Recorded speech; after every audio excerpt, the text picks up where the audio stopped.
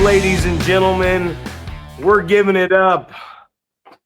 And welcome to another episode of the Going Over podcast. It is I, your neighborhood-friendly coach, trainer, promoter, and 44-year-old professional wrestler, Zack Primetime Reeb, pow. And I'm joined alongside my podcast partner, as always, the 7-foot wrecking ball, Paul Isadora. And Paul, we salute you after 20 plus years in the sports entertainment business.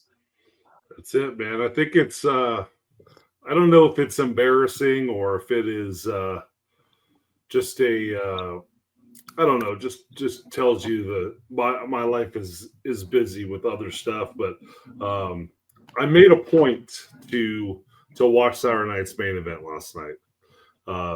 It was like obviously 20 years ago. Well, wasn't it 2002 when Cena debuted, or when was the debut?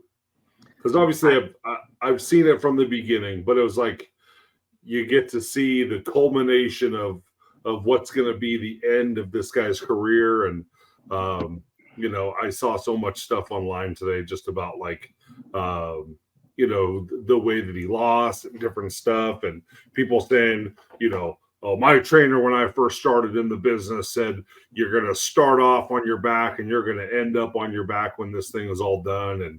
And just, I don't know, people's opinions of how things went down, and regardless of if you think it was a good match, a bad match, whatever, you're left with one vision in your head, and that's Cena tapping out and giving his bows, and everybody coming out and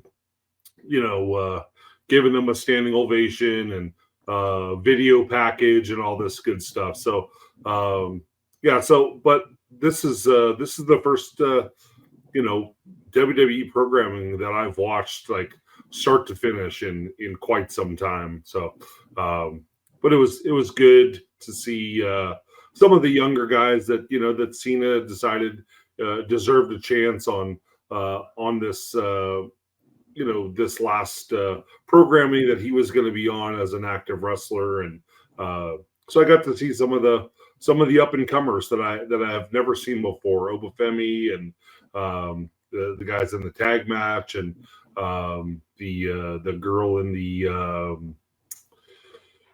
the match versus Bailey as well. Never seen any of these people because I watch so little wrestling. So good to see that stuff. Out of respect for John Cena, I did not watch Saturday night's main event because I'm going to see all the fucking clips anyways, you know what I mean? So I didn't watch it. I saw all the cool clips and everything that I needed to see, and I got to read and still continuing to read all the comments, and John John should have never gave up, blah, blah, blah, blah, blah. We always talk about wrestling as an art form, right? We're painting our own pictures. We're going to react to whatever we want to react to, and we can have opinions. I just remember watching wrestling back in the day, and we just enjoyed it. We enjoyed wrestling. I thought it was great that John Cena smiled and tapped out and then closed his eyes and rolled over, and that was the end of John Cena. Great tribute at the end. And it's just one of those things, man. It's I think the coldest line of them all was tonight professional wrestling killed sports entertainment. And that's an interesting line to me because that's something back in the day with when I did that program with Mitch Valentine. I said, I'm a professional wrestler and you're nothing but a stupid sports entertainer. And that's the thing. Gunther is a professional wrestler and John Cena is a sports entertainer, but we're all professional wrestlers and we're all sports entertainers. Let's not pull the wool back over the eyes because The real compliment in this business is when you're called a great worker. You know what I mean? What a performer, what a performance he had tonight. And we know it's sports entertainment. Vince McMahon made sure we knew that was sports entertainment. And it's been an unbelievable time watching John Cena. We'll never see one again. We'll never see another John Cena again. And out of respect for Cena, I I went on about my business, because what would John Cena say through hustle, loyalty, and respect? He would say, get up, get to work, and just work your ass off, man. Don't say yes to everything and don't say no to anything. And that comes to the business, not when people want you to do shit. And that's what I did this weekend. I just kept saying yes, and I had one of the most unbelievable weekends of my life. And we started out getting picked up at 3:30 on Friday, and we took that long, foggy drive to San Leandro, Maple Gramps. She's been driving me around since she was 10 years of age, so I trust her driving 100%, no matter how much she steps on the gas. And we headed to the Stars of Wrestling and the new Starplex down in San Leandro, which was a really nice place. It was cold as shit. I found the only heater in the joint in between some staff members, and I made sure I sat there. But I learned here's some things I wanted to talk to you about that I learned this weekend. So as we send Reno down there, and it's his first time basically, and what I mean by the big leagues is you don't know anybody. You're getting in the ring with the Stoner Brothers, which to Dustin and Derek, I had a great conversation with them, and I appreciate them, the kind words they had to say about my student. And Wise Guy and Dave Dutra didn't have such kind things to say to my student, and that's the thing.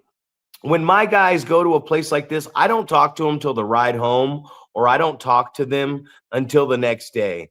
So I got a message at 1:32, the exact time, 1:32 in the morning, from Christina Von Erie, and she did not even know I was there. And we've been talking back and forth, and it was the most fucking heartwarming thing a coach can ever get. And she said to me, Ethan came down and worked tonight, and he got some very harsh criticism from both experienced teams afterwards in the locker room. And I gave him some criticism about getting some, about his gear and getting some wrestling boots and all this stuff. And she said he was just so receptive and such a nice, polite guy. And it was not even work wise or training wise, but from human to human being. That's why I like this kid. I like this kid because, that's what goes on in the wrestling business. You're gonna get reamed in the locker room. You're gonna get violated at times when you're just breaking in and starting out. But that's how we test the waters, right? We want to know if somebody can handle some criticism. We want to know if somebody can, with pride, handle being yelled at and say, you know what? I'm going to come back and I'm going to get better. And I know he was overwhelmed this weekend, and I want to get into this stuff, but man, just that first night alone with this experience and the experience that Ethan went into, and then the positive feedback I got back for just how good of a person he was outside of the ring, and a pleasure to be around in the locker room. And that's what we go for, right? We want to teach our students and prepare them so that they can handle the worst. Absolutely. So it's ironic that you say that, kind of walking into some place where you don't know anyone. And we always kind of say, like, that's going to be the indicator, right? Do you know how to work? Do you know how to get over?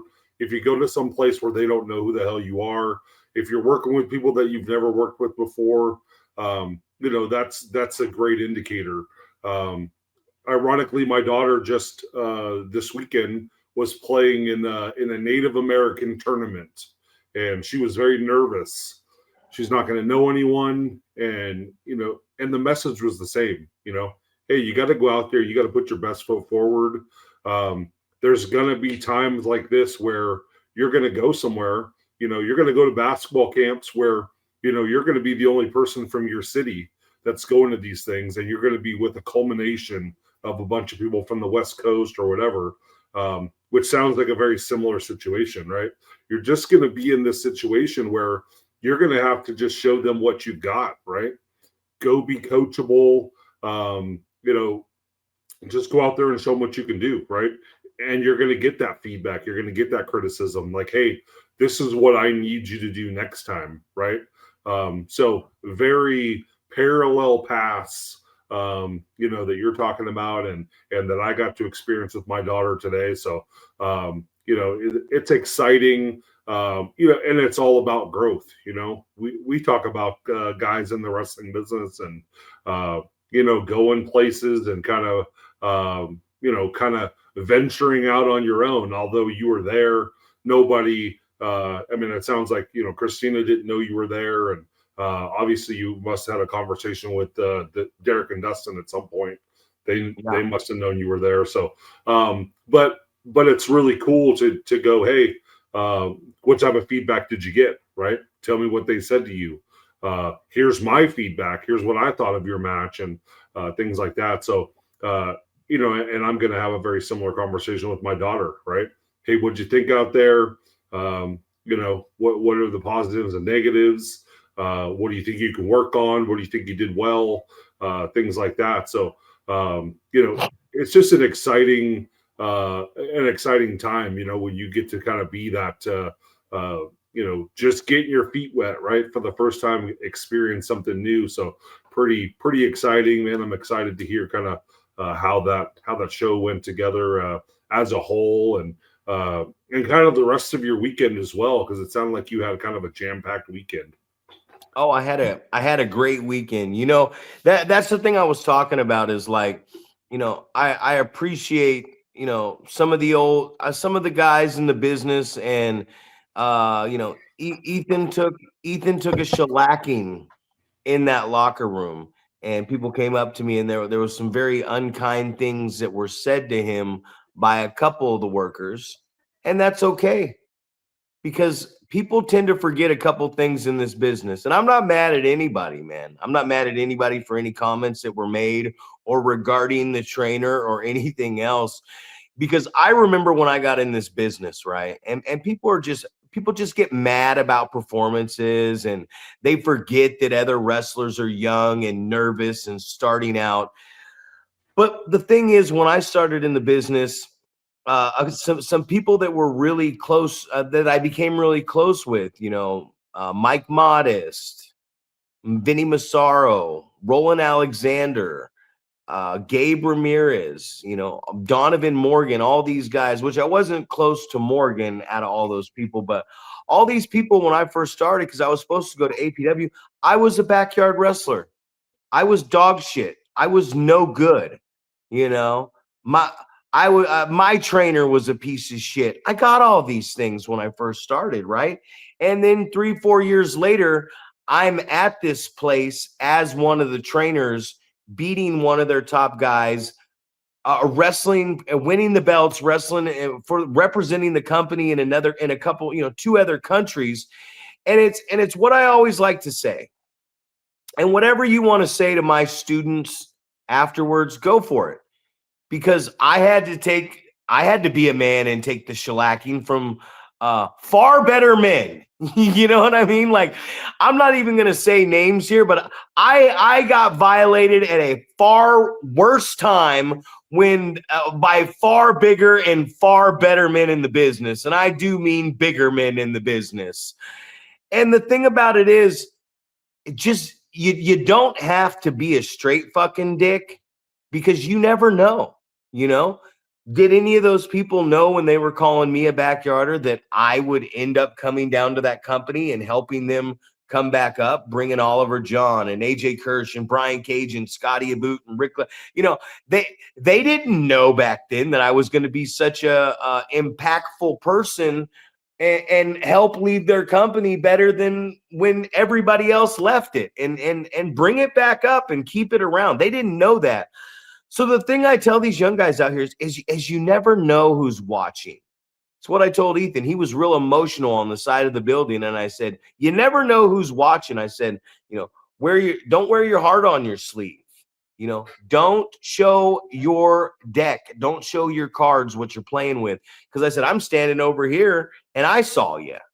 You know what I mean? So if I saw you, everyone else saw you outside the building. And the thing is, just be careful who you are a prick to and who you talk shit to, because you could talk shit to a brand new student and treat them like trash, or you could talk shit to the guy who's working the hot dog stand, and 5 years time, sometimes maybe less, that person can end up getting a contract or being something big in this business, man.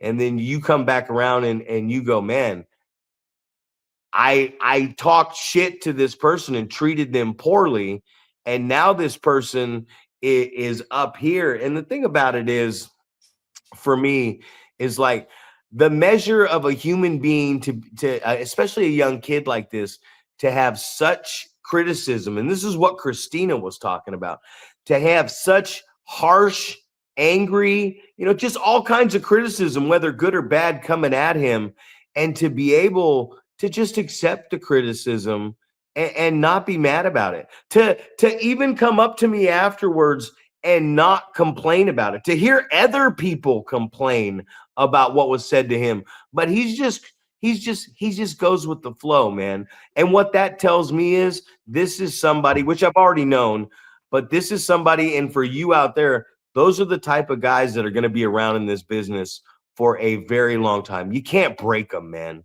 And at a young age, you can't break them. They still get up, and their focus is on getting better. And that's exactly what he did and we did with the rest of our weekend. But great experience, man. I want to thank Christina Von Erie. I went and I paid for my ticket. One thing I said, and I paid for 2 other people's tickets too. And it was like, I know they're paying for this building. It's a big building. They did a lot of work to it. So we should, as a wrestling company, we should support each other. You know what I mean? Like, we shouldn't always expect to call ahead and ask if it's going to be free. There's some seats that need to be filled. They got high rent to pay. I mean, shit, they had Fred Rosser and Victoria not even wrestling, just sitting over on the side signing autograph with Santa hats on and shit. So there's a lot of money going through that promotion, man. So yeah, I'll support that any day of the week. And they took care of my guy, man, at the end of the day. So that was the first part of my weekend we got going on that. That's part number 1. Now part number 2. We get home at like 1 a.m. We got to be back up we got to be in Sacramento at 9:45 for the Ugly Dojo. I got to have Reno down there. And I got to run a 2-hour in-ring seminar with my coach, side by side, Oliver John. And we were working on the cutoff and the heat, is what I was told when I got there. And I got to get in the ring, and me and Oliver John just went back and forth and back and forth. And it was just a time of my life, man, getting to do that. So to go from this big building to this smaller building, to watching all this go down, to watching everything that went down the rest of the weekend, doing a seminar. I mean, at this point, I'm tired as shit, right? He's tired as shit. But here I am, just deep into my weekend. And this is what we've been doing every weekend. We've been doing wrestling. And this is the last thing I do on Sunday. Is like, fuck, man. I'm so tired after class on Sunday. And I'm like, I got to do the 1-hour podcast. And then I can just close my eyes and fall faint to the world. You know what I mean? So it was very good, man. It was a very good weekend up to this point. Training was great today. And I say it's unbelievable because it was just a weekend filled with just good people, new experiences in wrestling, which bled into today's training, which was 4 hours and 50 minutes of training we did today. Almost 5 hours of training, just nonstop. Everybody around that ring working hard, and you just see the business. You just see the business starting to grow. And I'm sorry about this long rant. I will shut my stupid mouth up now. But I mean, just a great weekend. And it's no knock towards anybody, anything I'm saying. It's just a learning experience. And what I'm saying is, even if you are saying harsh things to my student, that they agreed to work for you, you're paying them, they're working for you. They don't need me. They don't need daddy to babysit them. They don't need daddy to stand up for them. So if you're out there and you book one of my students and you got some harsh ass things to say to them, feel free, man. I'm not going to look at you any other way. They're your employee for the night. So whatever you tell them, are you going to leave a good impression?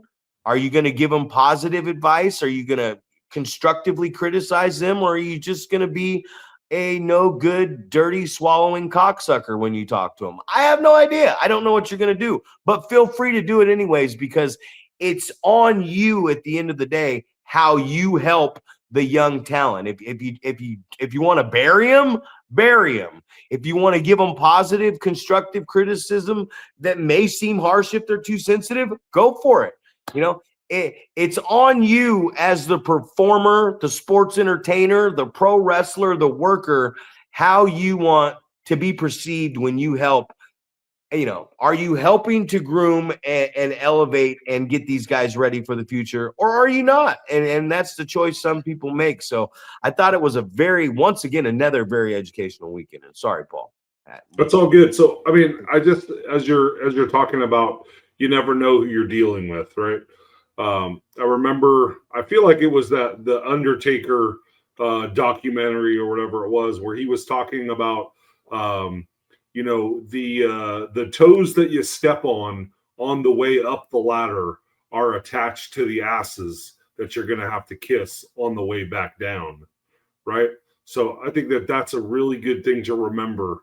And I think it just goes back to the way that you generally train your students to, you know, to act when they go to a show, right? We talk about showing respect to everyone, right? You go up and you shake people's hands, introduce yourself. You know, and I don't know if we've had this conversation, but I've had this conversation with 100 people probably. You know, you introduce yourself with your real name. You don't go, "Hey, what's going on? Dynamite," or whatever. You know, don't introduce yourself as your fucking work name. You know, and a lot of people, you know, so many people don't know my real name. You know, most people in the wrestling business just call me Paul, right?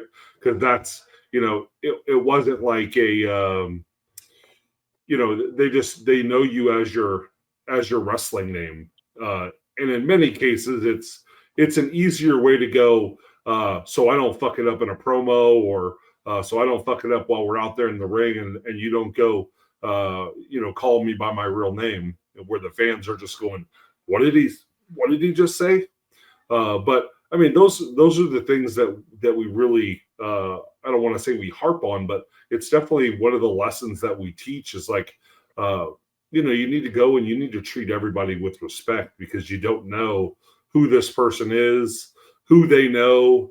You know, this pro wrestling thing is a big network of people where you might say something and make an ass out of yourself in one situation, thinking it really doesn't matter. Maybe you think this show is insignificant, or this promoter is insignificant, or this wrestler is insignificant, but you know, they might know somebody who down the road is now not going to use you because you were an asshole to somebody that they you know, that they trust or they respect, or whatever it is.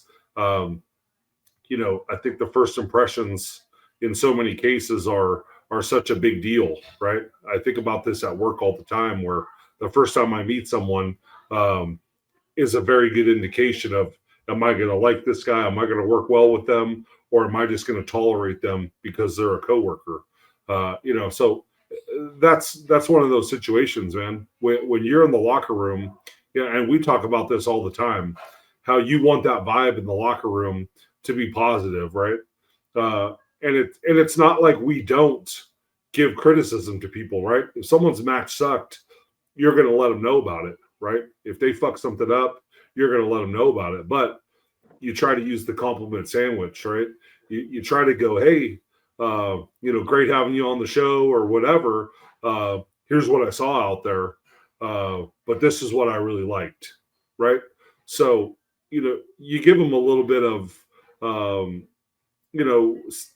you let them know that they're appreciated, right? You appreciate them working on the show. I don't know. In my mind, we respect everybody that does pro wrestling, right? Because you're putting your body on the line, right? And a lot of times you're putting your life on the line. Like this is dangerous, right? So you go out there and you're willing to go out there and work a wrestling match. You get some sort of respect just for that. But it's just like you want to. I don't know. You just want to give that constructive criticism, right? So you just want things to be positive in the back, right? You don't want people that are just negative Nancy, the guys that make your locker room suck to be in, right? You don't want to be in a locker room surrounded by people that you're just like the vibe isn't good. You want positivity. You just want that. We've talked about that in the past, how the locker room here in Reno is just a good place to be. It's enjoyable. You have a lot of people that they just want the best for everybody else, right? So they're going to give you the compliments on the things that you're doing well, but they're also going to pull you aside and say, hey, listen, man, I saw this and I would change this if I was you. And those are the things that we're looking for, right? We want that person to come back and go, hey, this is what you critiqued me on last time.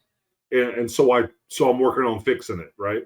And I think I'm definitely guilty of sometimes giving too much criticism, right?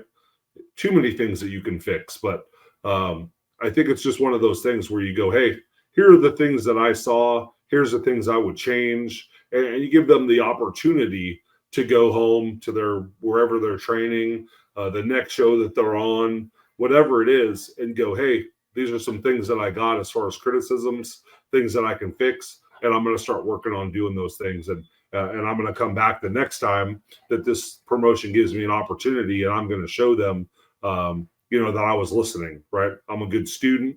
I'm coachable, things like that. So those are the things that I'm always looking for when it comes to basketball, right? I don't give a shit if you're a good basketball player or not, right? But are you coachable? Are you listening? Are you going to try? How's your effort? Things like that. So I think it correlates perfectly to pro wrestling. When you have those people that are willing to take criticism, it sounds like Ethan is very much like that, right? He's like, yeah, lay it all on me, man. I want to hear it all. And then you're going to sift through it, right? You're going to say, hey, what pertains to me?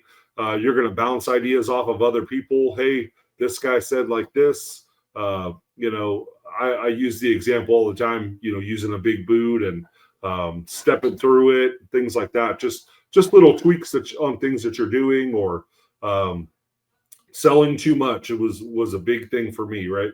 Hey, you're selling for people too much, right? You got to look like a monster. And in many cases, it's like, you're not going to be, I don't want you taking any bumps, right? You're not leaving your feet, things like that. So that's definitely something that I got early on, all the time, right? You're giving these guys too much. You're making these guys look like they can beat you when it's not realistic that they can beat you. So I don't know, man. I think you just have to be a sponge, and you need to be open for that criticism, and hopefully you don't look at it like these guys hate me and they think I'm shitty. And hopefully the situation is they're telling you something because they want to see you get better, and they want to see it's for the betterment of the business as a whole. Well, I mean, one thing I didn't see a lot of this weekend, I didn't see a lot of wrestling. And that's where I'm getting at. Like on the first night, I didn't see a lot of wrestling. I didn't see a headlock takeover. I didn't see something done to go back to a hold. You know what I mean? So in ring psychology was not something I saw a lot of, and it was a good experience the first night, and I thought, obviously they took care of everybody well, and some big takes out of the weekend was I've had some great conversations with Christina Von Erie lately, and I like listening to what her ideas are with that Starplex and the training and what they want to do, and I think they're doing a great thing down there, and I really appreciate, because here's what we get in the business, and we talked about it with like Adam, right? And that's why I'm saying the harsh criticism. I didn't hear the criticism. So, but I mean, even if it was, emotions get heavy, and some guys, take what they do very seriously. You know what I mean? We take what today I had a very passionate speech because I turned over at class when I was working on something near the end, and we're in the fourth hour, and like 5 or 6 people I just hear, and they're talking, and I went off. And I said, I'm not trying to be an asshole here, guys, but there's a door that says fucking exit. Like, if you're not here to get your time in and be around this ring, I take this very seriously. So that's one thing that, I can't be mad at passionate people. I mean, sometimes you slip and you say some fucked up shit to people. Maybe you meant it, maybe you didn't, maybe you went about it the wrong way, whatever. But I really enjoyed the conversations I've had with Christina Von Erie, because it's nice that somebody is in the law. I remember she had given me, I heard some feedback she had given me about another one of my students, and they didn't take the feedback as well. And I kind of went into the feedback like maybe this person was being an asshole. You know what I mean? But then when I got this feedback, it was almost similar type feedback. It was something like, "Hey, you're wearing amateur wrestling shoes. You look like you got out of a high school wrestling event. You should get some wrestling boots." You know what I mean? Like, oh fuck, you're right. You know what I mean? I've even said that before to Ethan. Get some boots, get some lifts on them. It'll make you a little taller too. Look professional. So as I started going back and listening to this person's criticism, and then it came directly to me this time, I felt good because the person that I had trained handled themselves in a good way in the locker room. You know what I mean? And that's what people want. They want to be around somebody. But just listening to the criticism, there's so many sensitive people in wrestling. You know what I mean? And if you're sensitive, you probably ain't going to go too far in the business. And everybody gets so uptight and wound. Like, they come up to me and they go, "Oh man, this person said this and this person said that." And it's just like, who cares? Did you learn anything tonight? Did it motivate you? Hopefully it did. Hopefully it makes you want to work harder. And the fact that you come back the next day and you go do this, and then you do another show, and then you wake up the next day and you come to training and put it on even harder, there is like, man, this is just multiple weekends of Thursday, Friday, Saturday, Sunday, and then I do a podcast. Thursday, Friday, Saturday, Sunday, then I do a podcast. And to sit there at class and watch all these kids get better and it all start to click. You know what I mean? I had a conversation with Preston Price down in San Leandro, and I'm talking to his dad, right? And I heard something funny, because he said he does the thing and says his dad's sitting right in front of me with his family and his brother, and they say, "Ball in." And I heard someone behind me say, "Balls in." So then I go, "Balls in?" And the dad turns around like with the camera and like, "Ball in." You know what I mean? And I'm like, yeah, dad's sticking up for the hecklers in the crowd to let you know what the fuck is up with his son. But I had a conversation with his dad and his brother afterwards, and him, and I was just like, man, I would have loved to seen the dollar signs in your hair again, but you switched the hair. Every weekend, I told this kid, I tell a lot of people, but I told this kid, every weekend, even if it's a new earring or something, change one thing about yourself. And every weekend he's changing one thing about himself and he's getting bookings and he's just such a good kid. You know what I mean? And he looks good. He's getting in better shape. And that was the only advice I gave him this time. And it's not like he's not in decent shape anyways, but I just said, get in better shape, get in better shape. And he is getting in better shape. But I want him to keep knowing when I see him, get in better shape, get in better shape, get in better shape. Because you got a chance, kid. You got a chance. And it's nice. It's nice to see feedback and positive stuff going around. I thought it was a very positive experience. I looked at I think the first 4 matches, 4 heels went over in a row, in a row, in a row, in a row. So like at the booking, and I'm not criticizing anybody else's company because it's their company, but the opening match was Aaliyah Mia Sweets versus Miko from West Coast Pro, and it was a pretty solid little match. You know, everything seemed to flow together well, but they were behind the Candy Girl, and she beat the Candy Girl flat out with a finishing move, and then kind of danced over the top of her at the end, and then like kind of shucked her out of the ring and then followed behind her, mocking her while she was being helped from the ref. And I was just kind of like, well, there goes Aaliyah. You know what I mean? Like in reality, because she was getting over as the baby face in the opening contest. And then to me, things like that, we gotta watch out and protect what we're doing, because you can almost, especially if you want to use somebody again, you can almost bury a baby face if you don't even let him get the heat back or a little whatever at the end. So just a couple little booking things, but I mean, I see shit booking every single weekend. You know, I watched 16 matches in 2 days, up close and personal, and had a great weekend. So I want to thank everybody who went out there this weekend and worked hard.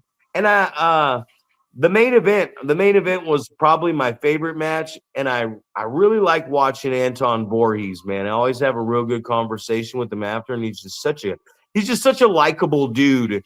But really what stood out, besides the fact that, you know, we're almost around the same age and he can still jump and do all that stuff where I've had to really tone mine down, is the fact that he was really interactive with the crowd. So the most memorable part of the Stars of Wrestling show was Anton, because he was so vocal with the crowd. You know what I mean? He's still doing the modern moves and stuff and the athletic stuff, but he found the time to slow it down and talk to the audience in between. And it made it interesting and fun for me, man. So I had a very good time, man. I want to thank, you know, everybody this weekend. Big Ugly for allowing me to come down and do that. And it was a very busy and productive weekend, and I don't see it slowing down anymore. And I know I'm talking a lot this time, but man, I'm just even more passionate about pro wrestling after this weekend. And the best part about it is I'm not dead tired right now. As you sip your coffee to stay awake. Yeah, so I mean, it's you obviously you're talking a lot, but I think you had the most going on this weekend, so the most to talk about, really. So so talk a little bit about, so you guys talked about the cutoff and the heat when you guys did the training stuff. How many people were there? You know, doing the training with you guys, trying to get better, and then how did that translate to the matches? You said there was a bunch of matches that night.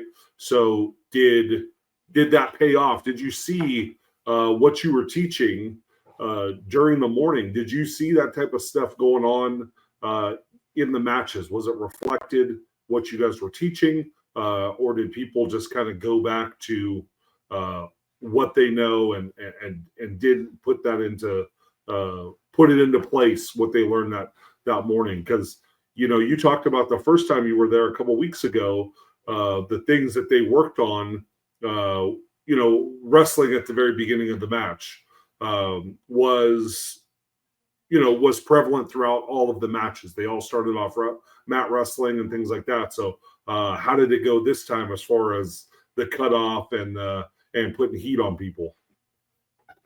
Well, briefly, you know what I mean? Like it briefly gets better, Like there was some guys I afterwards I gave an A+ to one guy. I gave an A+ because he kept his hands, he kept his hands on the other guy moving forward. Like no matter if the shot happened, he still grabbed on and he did that.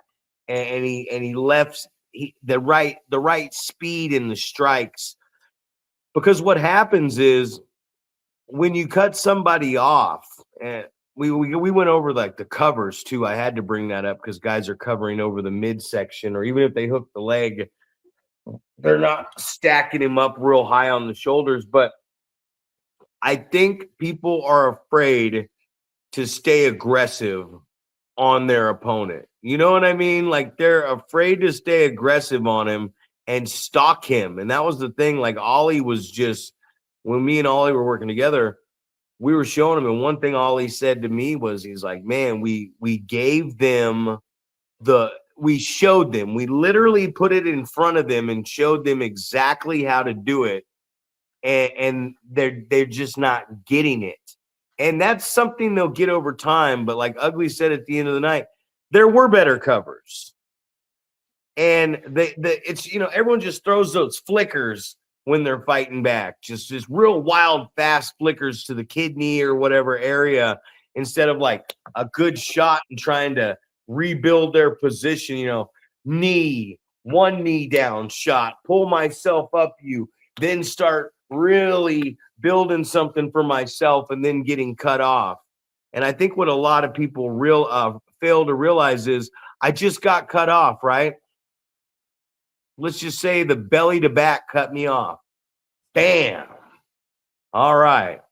Now I'm going to put a beating on you. And that first one, you're going to start firing back and building yourself up. And that first piece of hope is going to be more. Then I'm going to knock you back down. That second piece of hope is going to be less. That third piece of hope is going to almost be nothing. Maybe I grab you and we go down here, wait for the audience to come back up here. But one thing I was saying today is if you are the baby face, right? And the audience isn't getting behind you in the heat, you might as well just pin the guy.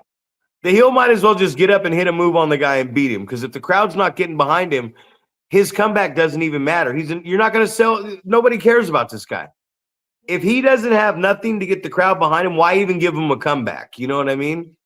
Like, that's the truth about this. As we look at it, is like, why even give this guy a comeback if the audience is not getting behind him? You're just going to do it just because that's formulaic wrestling or whatever it is. But little bits and pieces I saw, like they improved a little bit, but it's going to be hard to improve so much more. They got to keep coming back. You got to keep coming back. If you show up one session there at the Ugly Dojo and then you don't come back the next one, and maybe you come to the third one, inconsistency doesn't create improvement. Inconsistency does not create improvement. You do not get better. If you're doing this, you're not learning. If you're not showing up and putting in the work, you can show up and watch it all day long.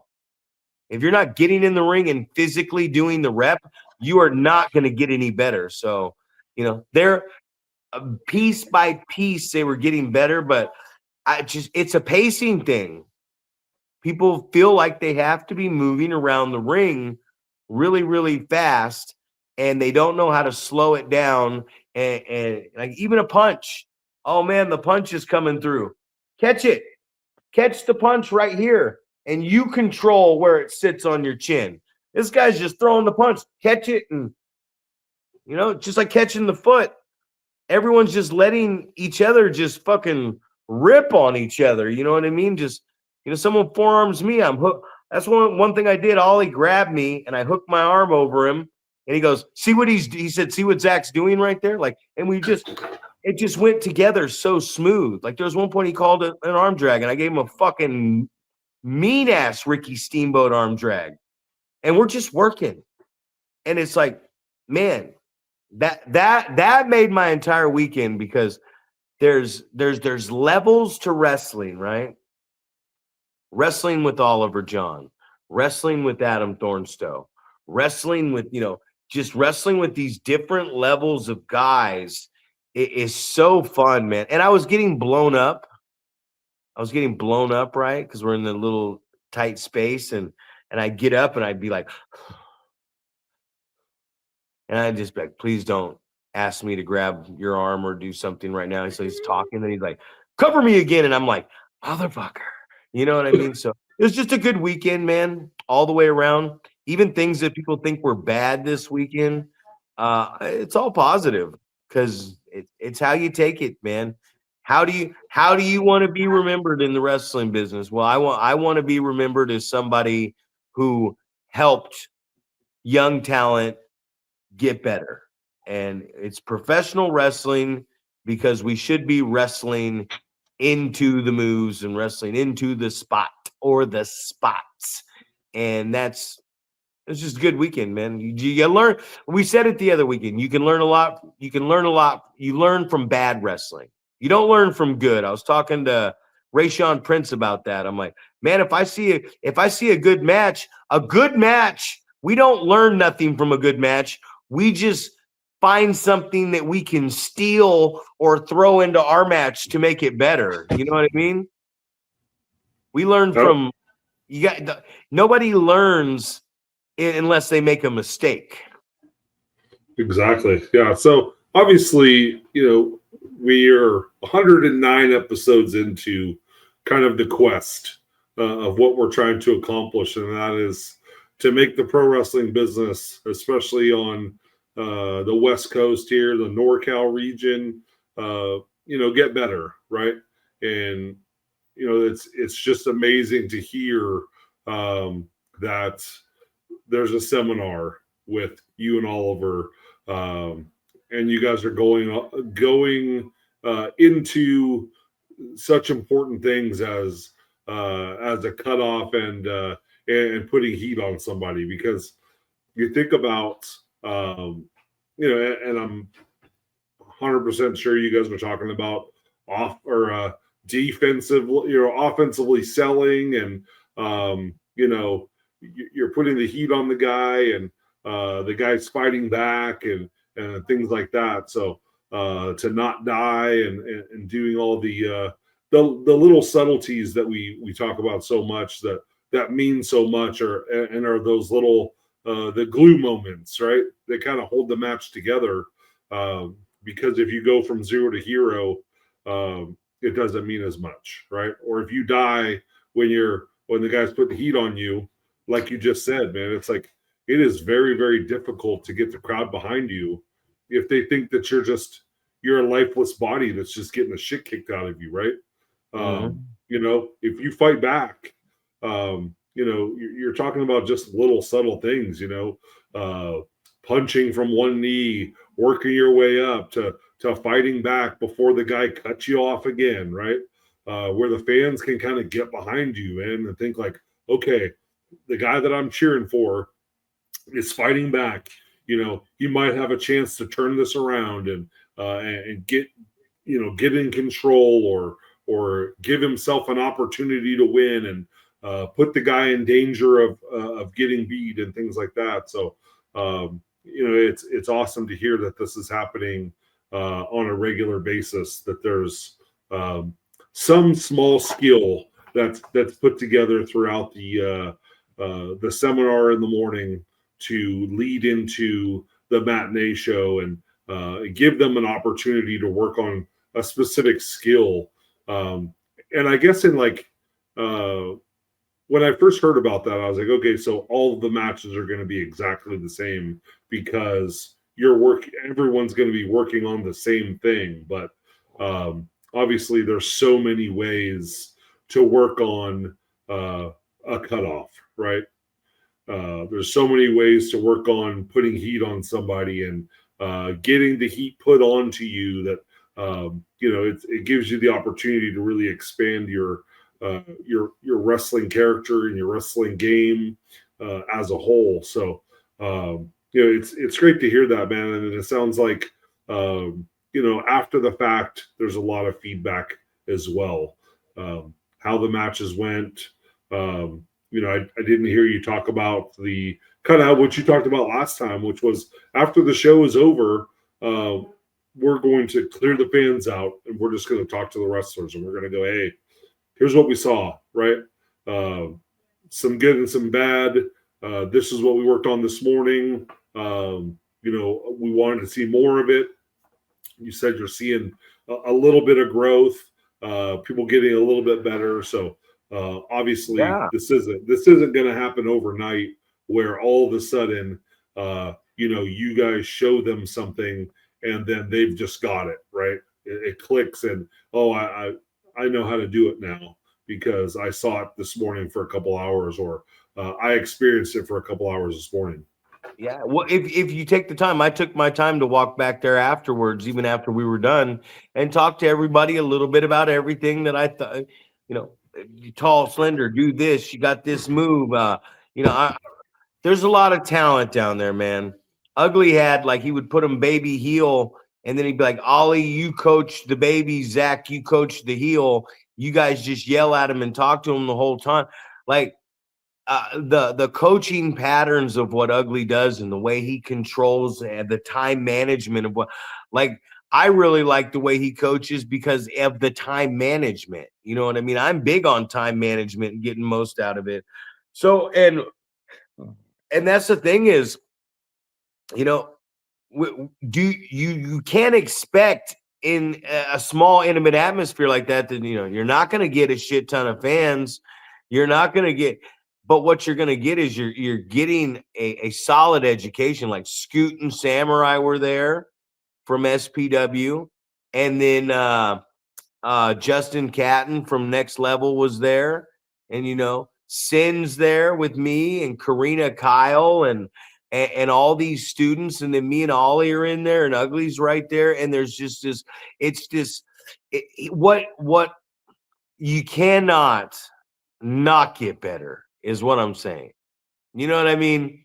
You cannot not get better in that type of environment. And I too, when I first heard the NorCal United thing, I was like, well, I don't know how this is going to work. But when you really look at it, Big Ugly, like Bishop, Jesus, man.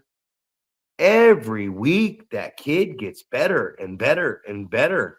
And I just keep watching him and I'm like, he's the one who really progressed through it. And then when Ugly talks, he goes, well, I'm not going to say anything really positive because he's my kid. You know what I mean? And you're like, you're getting the hard knock life right there. You're the youngest of the three wrestlers of a dad who had a career before you and ran companies. You know what I mean? Like, you're the baby and you're not getting babied. And it's just, I see these students, man, and what they're going through, and Ollie's there. And to see Ollie, like, man, what a positive guy. You can't not want to be positive. And that's what I was talking about earlier in the program is like, you talked about a good locker room.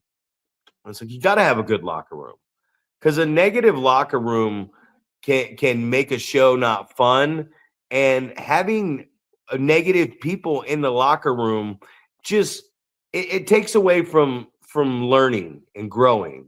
Like, yeah, life was uncomfortable for us when we first started out, right? Like, people were dicks to us, and no matter if you're 7 foot tall or you're fucking 5'11", people are still dicks to you, and you're like, man, you didn't have to be.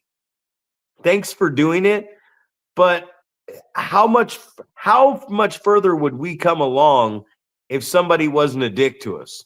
It's okay to be stern. It's okay to do this, but if somebody would have just came up to us and been like, man, you got some potential here. Work on this, work on that. Don't do this again. Not be like, oh, you fucking suck, dude. You shouldn't be in the ring. Whoever trained you is a piece of shit. And it's like, you don't need to say that stuff, man. That's the type of stuff I'm talking about, that like, if you can weather through that type of bullshit, and those type of ass. Like, there's a difference between people who are very passionate and might come across as a dick, and then people that are just 5 minutes remain in this podcast. People who are just a dick, man. Like, if me and you had a bad match, I wouldn't come up to you and be like, "Oh man, your match sucked just as much as your mother probably sucked dick." You know what I mean? Like, you suck more dick than your mom did. That should have ran down the best part of you should have ran down your mom's leg or something like that. And then to tell someone, and the guy who trained you, oh, what is he? Fucking retarded. You know, it's like, that's like, you just don't say stuff like that. You can still get your point across without calling someone a homosexual, saying their trainer bends over and takes it in the ass while eating pop rocks that are sold past the expiration date. You know what I mean? Like, we don't need to do that. Just say, hey man, positioning was out there a little bit. Maybe here's what you need to work on. You know, where do you work at? Who do you work with?